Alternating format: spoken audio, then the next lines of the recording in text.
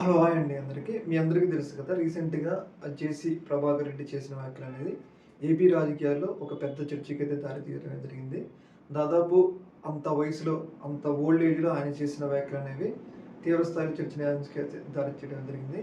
ముఖ్యంగా మాధవీలత మీద చేసిన వ్యాఖ్యలనేవి పెద్ద స్థాయిలో చాలా జుగుప్సాకరమైన వ్యాఖ్యలు. ఆ వ్యాఖ్యల్ని ప్రతి ఒక్కళ్ళు కూడా ఖండించాలి. ఎందుకంటే ఒక మహిళని ఆ స్థాయిలో కించపరచడం అనేది చాలా దారుణమైన విషయం. అసలు ఎందుకు కించపరిచారంటే అసలు ఆమె పెద్ద ఆయనకి వ్యతిరేకంగా మాట్లాడింది కూడా ఏమి లేదు.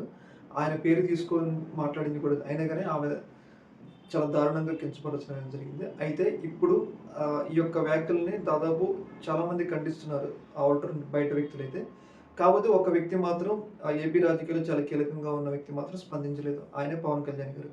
మనందరికీ తెలుసు పవన్ కళ్యాణ్ గారంటే మనకి గుర్తొచ్చేది ఏంటంటే సినిమాల్లో గాని ఆయన ఒక రకంగా ఒక ఐకాన్ లాగా మనందరికీ ఒక ఐడియా. ఎందుకంటే మహిళల మీద ఇష్యూస్ సంథింగ్ ఇవన్నీ వచ్చినప్పుడు కూడా ఆయన స్పందిస్తాడు అని చెప్పేసి మనందరం అనుకుంటాం. కాకపోతే కూటమిలో చాలా భాగంగా ఉన్న వ్యక్తి అలాగే ఆహ్, పవన్ కళ్యాణ్ గారు వస్తే ఏపీ సేవియన్స్‌లోకి ఉంటుంది అని చెప్పేసి సాయి ధరమ్ తేజ్ కూడా అప్పట్లో ఒక పిక్‌ని అధికారంలోకి వచ్చిన తర్వాత ఆ పిక్‌ని షేర్ చేయడం జరిగింది.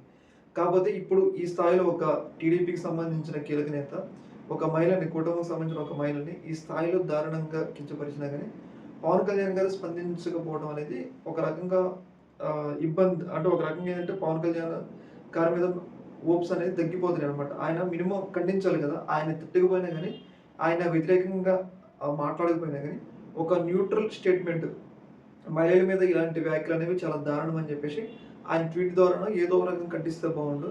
ఏదేమైనా గాని పవన్ కళ్యాణ్ గారు స్పందిస్తే బావుంటది. అంటే మహిళల మీద ఆయనకున్న గౌరవం అతనికి గూడా చాలామంది మహిళా ఫ్యాన్స్ ఉంటారు గాబట్టి, ఒక రకంగా అది మహిళల మీద జరిగిన దాడి గాబట్టి, ఆయన స్పందించితే బాగుండు అని జెప్పేసి ఒక అభిప్రాయం అయితే వ్యక్తమవుతుంది.